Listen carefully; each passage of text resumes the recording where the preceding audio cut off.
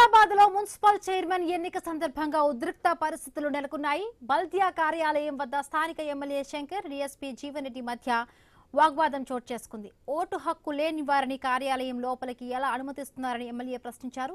Vote హక్కు లేని వారికి లోపలికి అనుమతించమని డీఎస్పీ స్పష్టం చేశారు. నిబంధనల ప్రకారం కేవలం ఓటర్లను మాత్రమే కార్యాలయంలోకి అనుమతిస్తామని పోలీసులు వివరించారు. ఈ క్రమంలో ఎమ్మెల్యే కొద్దిసేపు అసహనం వ్యక్తం చేశారు.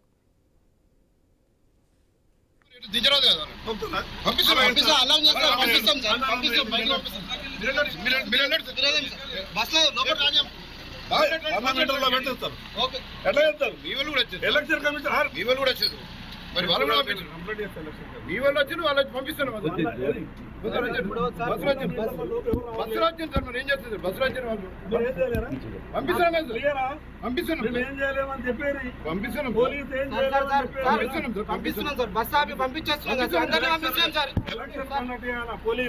పోలీస్ అనేది ఎలక్షన్ కమిషన్ కంట్రోల్. ఒకటే లైవ్ పెడుతుంది ఎలక్షన్ కమిషన్. నేను ఎలక్షన్ కమిషన్ లైవ్ పెడుతున్నా, బస్సులో కాదు, ప్రెస్ లో మాట్లాడుతున్నా. మీరు కూడా మాట్లాడేస్తారు. అరే ఆదిలాబాద్ లో ఎమ్మెల్యే డీఎస్పీ మధ్య వాగ్వాదం చోటు చేసుకుంది. ఓటు హక్కు లేని వారికి కార్యాలయం లోపలికి ఎలా అనుమతిస్తారంటూ కూడా ఎమ్మెల్యే డీఎస్పీతో వాగ్వాదం చెందుతున్న దృశ్యాలు మనం ఆయన స్క్రీన్ పైన చూస్తున్నాము.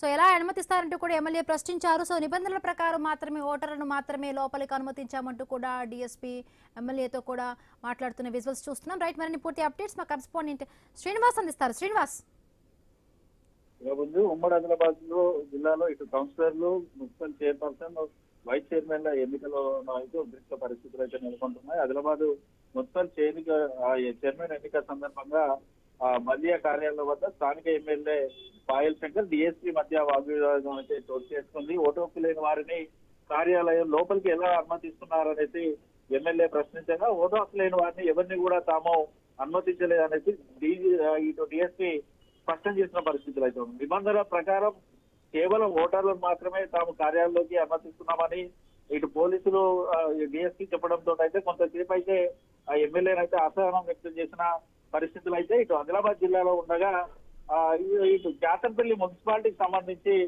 ఉద్రిక్త పరిస్థితులు అయితే నెలకొన్నాయి. అయితే కేతన్పల్లి మున్సిపాలిటీలో నిన్నటి నుంచి కూడా ఇటు కాంగ్రెస్ పార్టీ, బీఆర్ఎస్ పార్టీల మధ్య మాటల యుద్ధాలు కొనసాగుతున్నాయి. తాము క్యాంపులో ఉన్న నేపథ్యంలో ఇక్కడ ఉన్నటువంటి మంత్రి క్యాంపుపై దాడి చేపించారంటూ సుమన్ కూడా ఆరోపణలు చేసిన సందర్భాలను కూడా మనం చూస్తాం. అయితే ఈ రోజు municipal chairperson, municipal vice chairman ఎన్నికల సందర్భంగా ఇటు జిల్లా అధ్యక్షుడు బాలకృష్ణ సంబంధించి కేతంపల్లి మున్సిపల్ కార్యాలయానికి కౌన్సిలర్లతోటి ఇటు సిపిఐ, బీఆర్ఎస్ కౌన్సిలర్లతోటి మున్సిపల్ కార్యాలయానికి అయితే బయలుదేరారు. సిపిఐతో పాటు ఇటు బీఆర్ఎస్ నేతలు. అయితే కాంగ్రెస్ పార్టీకి సంబంధించినటువంటి నేతలు మున్సిపల్ కార్యాలయం వద్ద భారీగా మోహరించి కూడా ఇటు సుమన్ గోబ్యాక్ అంటూ నినాదాలు చేయడం, ఇటు సిపిఐ పార్టీకి సంబంధించినటువంటి నేతలు కానీ బీఆర్ఎస్ పార్టీకి సంబంధించిన నేతల్లో మున్సిపల్ కార్యాలయం వద్దకి ఎలో చేయకపోవడంతో కూడా పోలీసులతో అయితే రెండో పార్టీలకు సంబంధించిన నేతలలో కూడా వాగ్వివాదం చోటు చేసుకున్న పరిస్థితులు అయితే ఉన్నాయి. ఓవైపు 12:30 అయినప్పటికీ కూడా ఇటు అభ్యర్థులు బీఆర్ఎస్ పార్టీతో పాటు సిపిఐ పార్టీకి సంబంధించినటువంటి అభ్యర్థులు మున్సిపల్ కార్యాలయానికి రాకపోవడంతో అయితే ప్రమాణ స్వీకారం అయితే రేపటికైతే వాయిదా వేశారు. అయితే ఇటు బీఆర్ఎస్ పార్టీ జిల్లా అధ్యక్షుడు సుమన్ ఒకటే ఆరోపణలు చేస్తా ఉన్నారు. రాజ్యాంగబద్ధంగా ఓటర్లు తమ ఓటు హక్కును వినియోగించుకున్నారు. సిపిఐ, బీఆర్ఎస్ పార్టీకి సంబంధించి అభ్యర్థులను అయితే గెలిపించారు. కానీ మంత్రి ఖచ్చితంగా ఈ స్థానాన్ని తమ వైపు తిప్పుకోవడానికి ఇటువంటి కుట్రలు, కుతంత్రాలు చేస్తున్నారు. ఇవన్నీ మారుకోవాలి.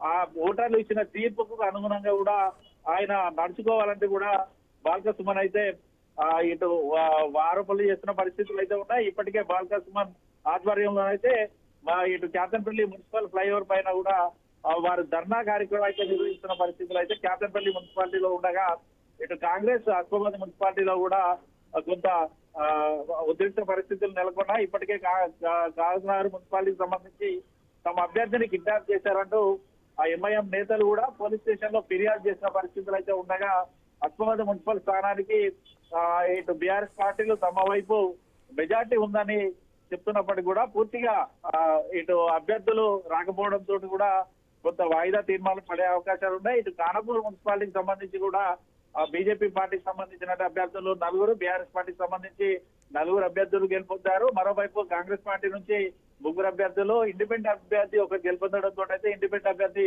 కాంగ్రెస్ పార్టీకి మద్దతు ఇచ్చిన పరిస్థితులు అయితే ఉన్నాయి. పూర్తిగా 12 వార్డులకు గాను ఇటు 3 పార్టీలకు సంబంధించి 4 స్థానాలు పంచుకున్న నేపథ్యంలో ఇటు కాంగ్రెస్ పార్టీకి సంబంధించినటువంటి 4 అభ్యర్థులతో కలిసి ఎమ్మెల్యే విడవబొద్దు మున్సిపల్ కార్యాలయానికి అయితే చేరుకున్నారు. బీఆర్ఎస్ బీజేపీకి సంబంధించినటువంటి అభ్యర్థులు ప్రమాణ స్వీకారానికి రాకపోవడంతో కూడా ఖానాపూర్ మున్సిపాలిటీకి సంబంధించి చైర్మన్, వైస్ చైర్మన్ ఎంపీ కూడా నిలిచింది. రేపు ప్రమాణ స్వీకారం ఇటు ఖానాపూర్ లో కూడా జరిగే పరిస్థితులు అయితే ఉన్నాయి.